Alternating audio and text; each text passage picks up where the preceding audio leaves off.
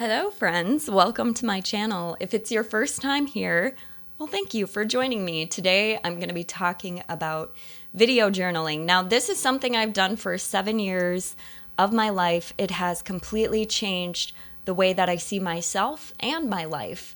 My name is Jerry. If you've never been to my channel before, my channel is very dedicated to helping others find purpose and hope in the world that we live in today. And video journaling has been such a big part of my life that I feel like I need to share it with other people, because if it's helped me transform my life, maybe it can help you transform yours as well. So if you want to learn how to become a more positive person, if you want to expand your memory and retain more information, if you would like to become more intelligent, if you want to understand your social cues and your micro expressions, or maybe you just want to log some progress that you have going on in your life in a particular situation, then stay tuned, because I'm going to go over those 5 things because they are the biggest things that have made a huge difference in my life. I'll tell you why I started. So when I started video journaling, I did it because I was very, very, very lonely. So I started video journaling in 2015, and the thing about it now is I can look back in 2015 and see that that girl needed a lot of healing in her life. And at that time, I thought that's just who I was and that my life was never going to change. And that's how I saw my life. And so when I was journaling in 2015, the first few videos that I made, I couldn't even watch back because I was so negative. And a lot of stuff that I would say was mean to myself. I would always say, oh, I'm so fat, or well, this is my life. It's never going to get better. This is who I am. And it was really devastating to look back at some of that stuff. And so I thought to myself then, if I couldn't even watch my videos back, why would anybody else want to listen to me talk? I mean, during that time, I was very severely depressed. I had really bad anxiety. I'd never had anxiety before, but I went through a time in my life that caused me to have anxiety, and I had to learn how to manage it, and I didn't know. And one of the things that I felt like during that time was that I couldn't afford therapy because I didn't have health insurance. And I'm sure that was just me making up an excuse, but if you feel like that's something that you can't afford in your life, maybe somebody out there knows some free resources that they could link below in the comments. But I did have a community of people. I started to go to a support group that would help me go through that hard time in my life. And it was with people who knew what I was going through and had experienced what I was going through. And it really made a huge difference. But I'm not going to get into community this video. I'll get into it in my next video. But today I specifically want to talk about video journaling. So when I learned how to talk to myself more positively, I wasn't I'm going to fake it till I make it. I'm just going to start talking to myself more positively, and then it's going to be good, and that's how my life's going to be. It was a progression. It took time, and that was something that I understood was going to take time around 2015. I had a lot of work to do, but what I did do was, on the days that I was feeling really good, or the days I would go to this support group, learn information, I would come home and I would talk about it, and I only watched those videos back, and something happened.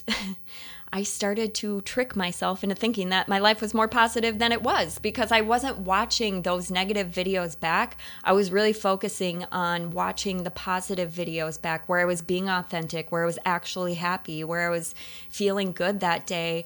And therefore, my life started to become better because I could view myself as a more positive person, and I was nicer to myself. I became very intentional about how I would talk to myself. If I watched some of those first videos back and I said, oh, I'm so fat.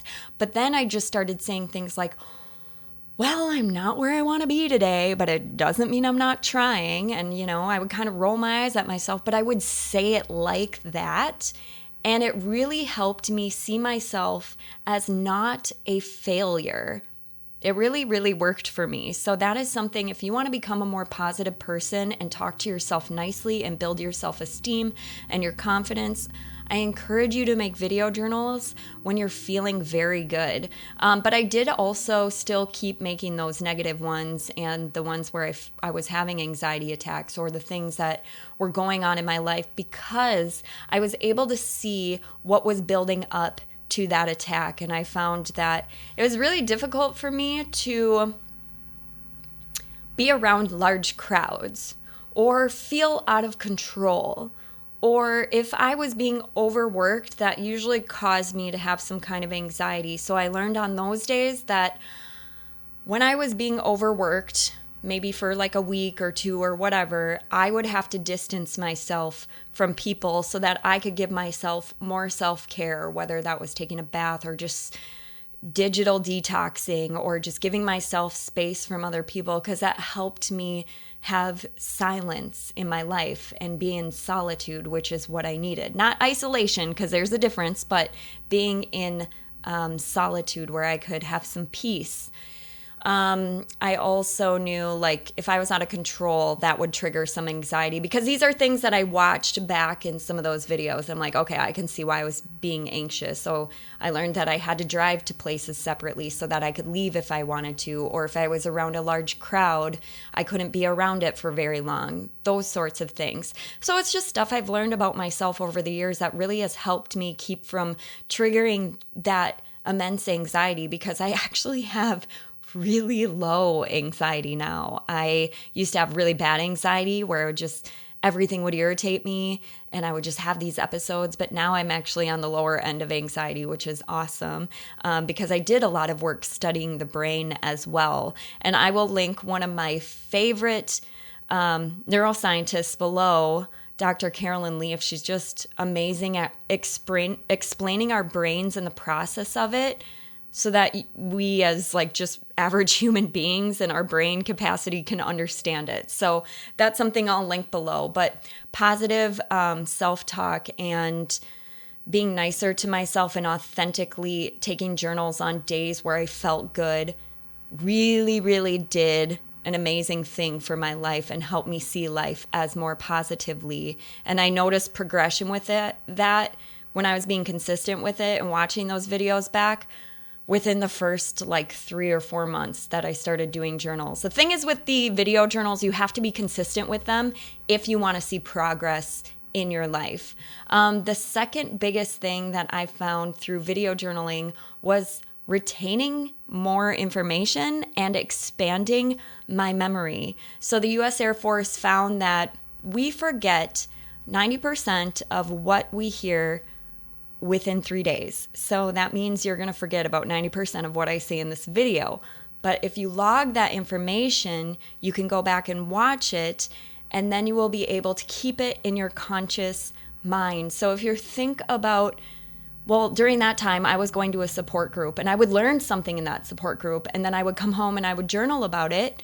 And that way, it was almost like keeping constant healing in my life, and it did wonders. And I also watched some of the videos back and watched my memory expand. I could recall things way easier. I'm such a visual learner. I don't learn very well from reading books or studying like that way. I am such a visual learner, and when I was able to learn about something and come home and journal about it, I could put it in my own words so that I understood it, and therefore I became more intelligent, which is number 3. So I learned how to really listen to myself when I was talking about things that I didn't really have that much information about. So like, I really got into the gym during that time because I needed to release my anxiety somehow, and the gym became that physical release for me. But I didn't really know much about the gym. So when I would learn about it, I would talk about it with myself. And that's how I learned how to study the gym and nutrition. But my intelligence increased in a way that I didn't really realize was going to happen. So I became, if you think about intelligence, there's so many different ways. Like there's people who are very logical. There's people who have great interpersonal intelligence, and that's how you communicate with other people. Like salespeople are really good at interpersonal intelligence because they know how to ask the right questions. They know how to keep the conversation going, and they know how to deliver information when it's the right time. Or people who are very empathetic are good at interpersonal communication because they might feel or sense what the other person might be feeling. Or interpersonal intelligence is something really great that servers have, and waiters and waitresses and bartenders, because you have to be able to read people around you, whether they're being overserved or, all those different things. But for me, my intrapersonal intelligence increased. And what I mean by that is I started to understand myself very well. Like I was explaining a little bit earlier, I started to understand what would trigger my anxiety, when I would need to leave places, or if I was feeling a certain way, maybe what led up to that. I started to be able to read myself very well, not just through my videos, but in real time as well. In situations, I would have a handle on myself. I also increased my linguistic intelligence. So what that means is how I spoke, and maybe the pitch and the volume of how I was speaking. Because when I would listen to my videos, this is so annoying, but when I would listen to my videos, I was like blending all my words together. I was very lazy with my speech. I would just like talk like this all the time. I would say, oh my gosh, like I can't even believe this is happening. I started to track my likes and things like I would say such as that. And I started to implement more clear communication. I would increase the volume on my communication and how I spoke to myself, because I just didn't like listening to myself sometimes. So that's something I learned. If you are preparing to give a speech in front of people, or maybe you want to become better at speaking, study yourself when you are making video journals and say like, okay, how could I tweak this to sound better or more friendly? Or maybe you could take a video and show it to somebody else and say, what are some things that I could do that would make me more linguistically intelligent? And that's something I really applied to my life as well, and it helped me become a better speaker.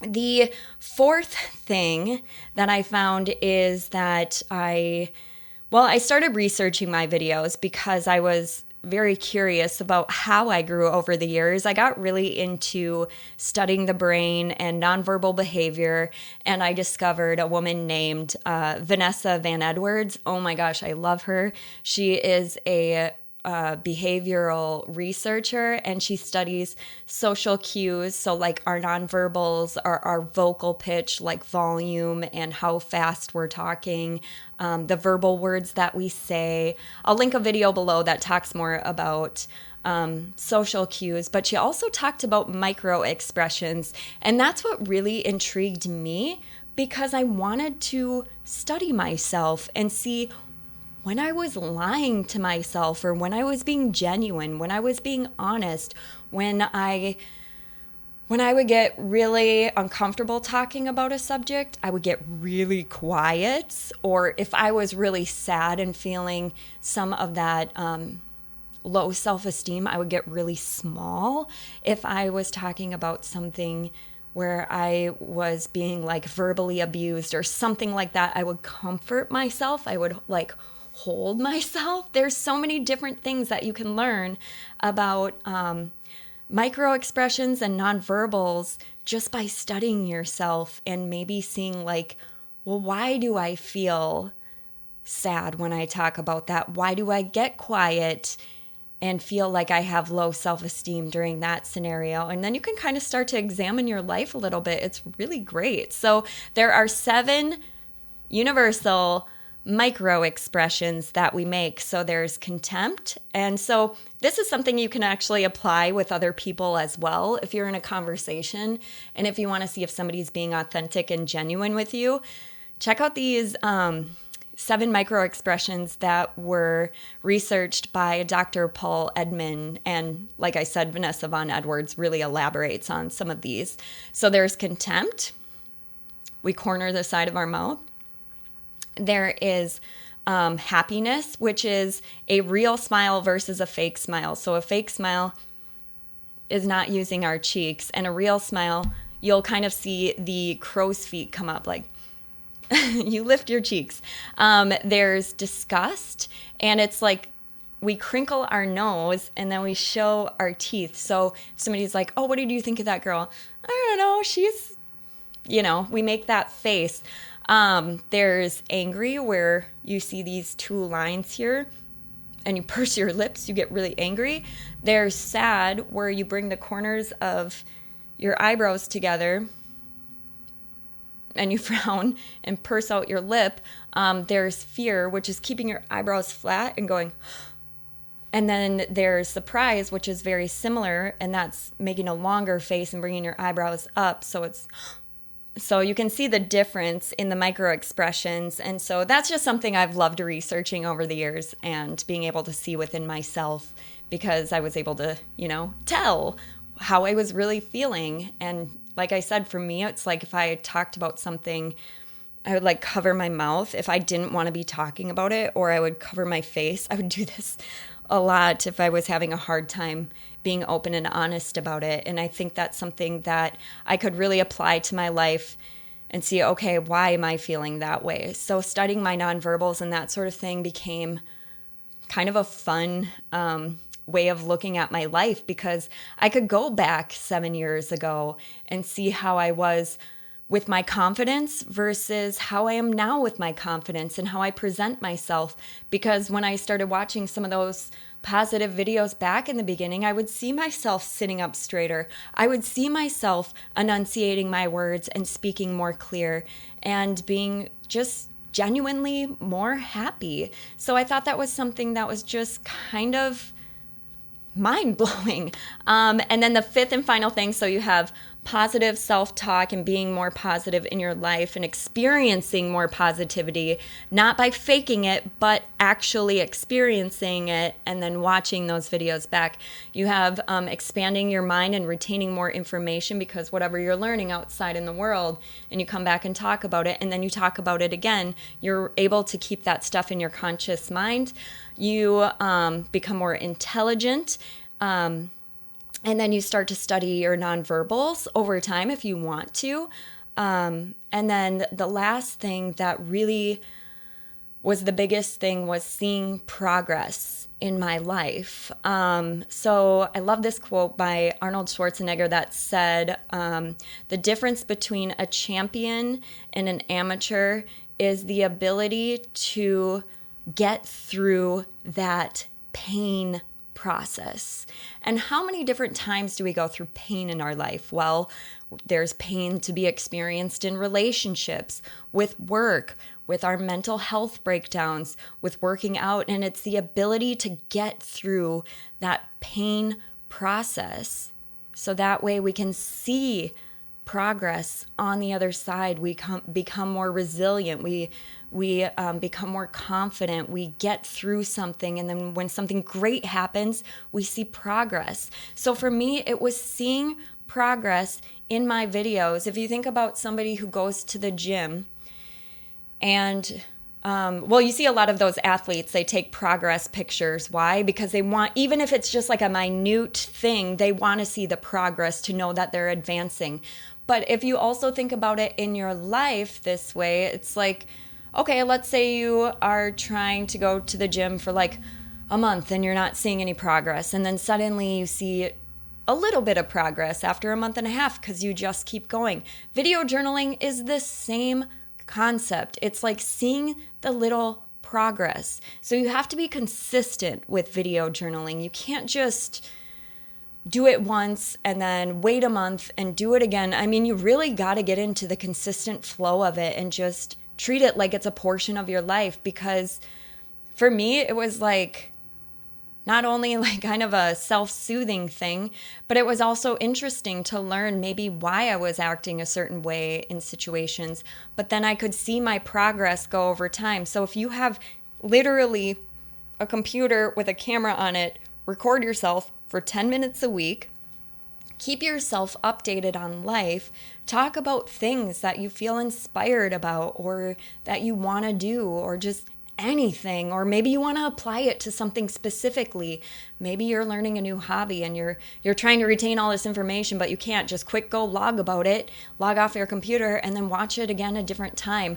When you start to make it consistent and you're doing it once a week for 10 minutes, like if you don't have 10 minutes for yourself a week, then maybe you got to make time. Because, it's not like I looked fancy in all my videos. Most of my videos, I was like logging right away when I got up in the morning. I'm like, okay, this is what's going on in my life. And you will really start to see that progress over time. And that in itself becomes really, really motivating. Like when I started these videos, I would make goals, but I would crab about them. But now I make goals and I achieve those goals and I set goals and I'm excited about them because I know I'm going to be seeing some kind of result. And if I don't get down on myself. I just make a different goal and go in a different direction. Sometimes life goes that way. For me, at the beginning of all of this, I really, really was codependent and I wanted to be more independent. So I would log about the first time that I went to a Broadway show by myself, or I would log about the first time that I went on my first solo vacation. I mean, there's so many different things that I did to see that progress in my life, and therefore became more of an independent person, because that was a huge goal of mine. So just to give you some ideas, and I hope that you got so much out of this video today. I did leave timestamps at the bottom if you want to go over a specific part. Next week, I will be talking about the importance of having a community of people around you, either when you're going through a hard time or you need to be motivated, or why we might need somebody around us, and especially like a group of people, because this life is going to be full of ups and downs, and we like to think that we know everything, but really, in the end, we know nothing at all.